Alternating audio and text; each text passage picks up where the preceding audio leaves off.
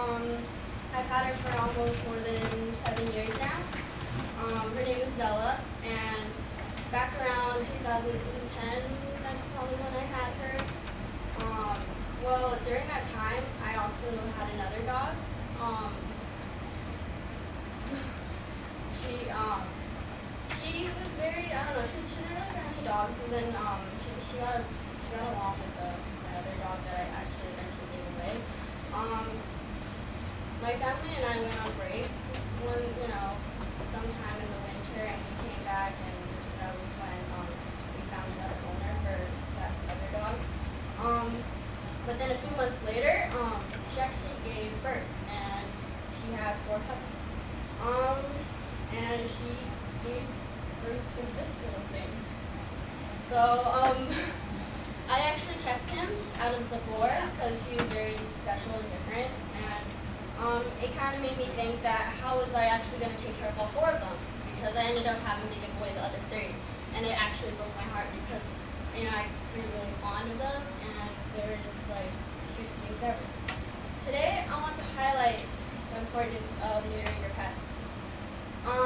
I've gone on a few websites, organizational websites that would specifically talk about neutering and how to care for your pets.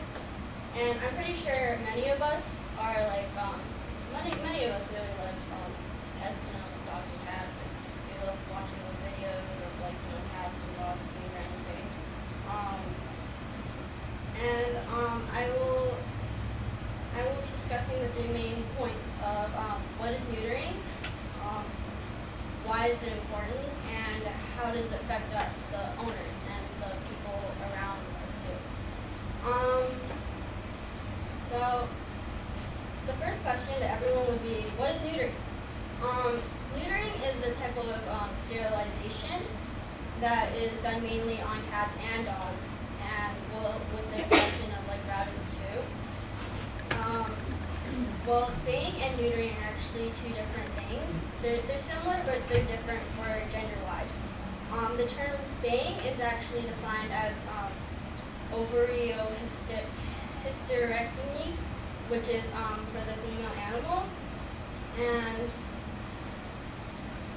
so that's how the word is spelled out. And the procedure for the female dog is actually through the stomach. And they make the incision through there where actually they just take out the ovaries. So then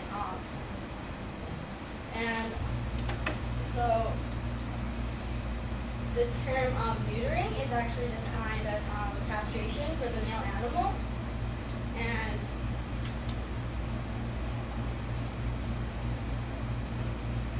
it's the same process except that they just take out the testicles for the dog. And this whole procedure is actually just because so they don't reproduce. Now, why is this actually important? Well, it is important because there are many health benefits, and there are actually, if you've seen those videos or commercials on TV where it's you should donate because there's so many homeless animals, right? And that is very true, because to this day there are many homeless animals, and it's really sad because about approximately 3.7 million animals are actually euthanized at shelters each year, and it's really sad to see that. So neutering is actually a 100% effective way to make sure that we actually balance out the whole population of the willing adopters and how many animals are actually being able to be adopted. And this number, the 3.7 million animals, actually come from street animals and actually animals that have homes. From a USA Today article, it cites that pets that live in states of getting spayed and neutered they actually live longer. So actually, that's a benefit of dogs or cats getting neutered. And spayed females, they live about 23% longer than unspayed females. As to neutered males, they actually live 18% longer. Um, the only thing is that they actually, the other positive side is that because once they get altered, they actually are at reduced risk of cancers and other possible problems. Spaying your pets, spaying your female pets, they actually it prevents uterine infections and breast cancer, which is 50% on dogs and 90% on cats, according from the ASPCA. And neutering your male pets will prevent testicular cancer, which is also cited from ASPCA.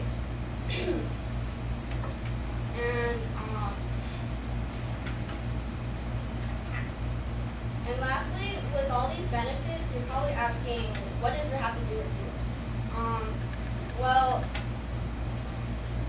from the American Humane, it states that most of our tax dollars are actually spent annually towards sheltering these homeless animals. And the problem with all these animals is that it actually affects our health, and it also affects the property that we own. And it's because we're not all actually able to provide the care and health for the pets, and so that's why there's possible diseases that come with the pets, and along with our property being damaged, it's just that they tend to ruin a lot of livestock, and even the animal waste is just it's becoming an environmental hazard. We often assume that the animal overpopulation is that it's our fault, when really that it's when actually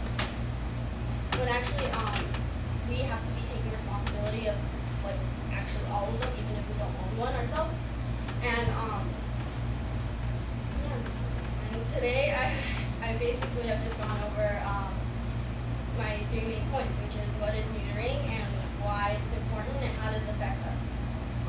Now that I've given a deeper meaning of what neutering is, you can probably see how much easier it is to take care of your pet.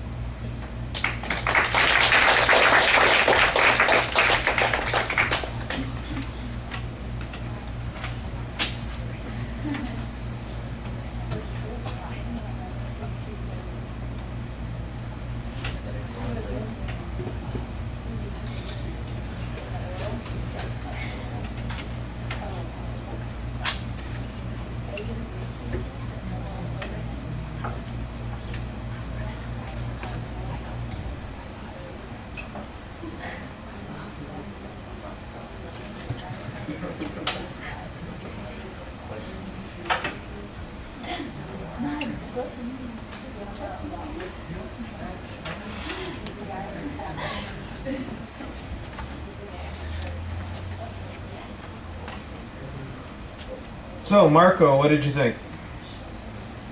I thought that topic on pet neutering was pretty interesting, and the fact that she brought up the 3.7 million pets are euthanized and how many pets are homeless, and how pet neutering can increase pet longevity. So. Speak up a little bit. Remember, you got to get it on the camera here. A few of the strong points that I thought about her speech was that she had good definitions, so she defined, spaying and neutering, and then she also had good factual evidence and cited her sources for some of her points. I'd say the only thing would be to organize the speech a little better, and so that the flow and transition of the delivery is also more clear, and then just speak louder and be more clear on the central idea, because at first I was a little lost on what exactly she was talking about, but then she did clarify it, which was good, and I thought the pictures of the pets were pretty cute. Yeah, the pictures of the pets are cute. The story is a little unclear. I'm still trying to figure out which dog gave birth to the puppies, the one that you gave away or the one that you kept. That was not very clear, and it was just odd. It felt like you you have an idea here that you want to talk about, but you hadn't quite worked out how you were going to talk about it. I think you needed to practice the structure, the presentation a lot more, because you've got information, you've got some visuals. It seems like you start with an organization, but somewhere in the speech you start, I don't want to say floundering, because that makes it sound like you were out of your depth. But you were not as smooth as you could be. Ideas are not coming together the way they ought to be, and sometimes things feel a little bit incomplete. The first part of the speech, there was a lot of information that's being presented that I didn't get any source citations on, and then later on I got source citations for some of the information, but not all the information. It was not clear to me, for instance, you had some statistics on the number of animals that had to be put down or that were homeless or we had all these problems with, but then we had also some statistics about the longevity of the animals and those sorts of things, and some of it was cited and some of it wasn't cited, so I just thought there was inconsistency on that. I'll give you a good example of a place where the language felt a little bit unclear. You say most of our tax dollars go to taking care of these animals, and I'm thinking, really? That's where all of our money goes, is to taking care of these animals? I'm sure a lot of it goes to that, but my guess is the military budget, our education system, the highway system, they consume a lot more of the money than the stuff that we're doing for the animals. So I know that you're trying to say a lot of money goes to that particular point, but here's just an example about how you're not being very careful about the way you've said something, and it comes out not clear. Right? And like I said, that's the same thing I thought happened at the beginning of the speech when you're telling the story about your own puppies. That there's something, you've got a good story there, you know what it is that you're trying to say, but you're not making it as clear to us as it needs to be. The visuals at the beginning that define spaying and neutering, they're perfectly fine. They're simple and to the point. That seems to be mostly the last set of information that we got. We got the puppies for the attention device, and then we got the definitional terms, and then after that it just really feels like there's an opportunity for statistical information. For instance, a number of homeless animals, longevity of animals that have been spayed and neutered, and those would be some easy things to do, maybe a visual image on either a table chart or some kind of statistical comparison, for instance, and then it wouldn't feel like the last half of the speech is quite as much just wandering around. Structurally, I didn't hear a lot of transitions as you were moving between the points. I think you at the end of the speech, you helped yourself a little bit by reminding us of what the structure was supposed to be. In the body of the speech, I didn't hear as much of that. All right, thank you.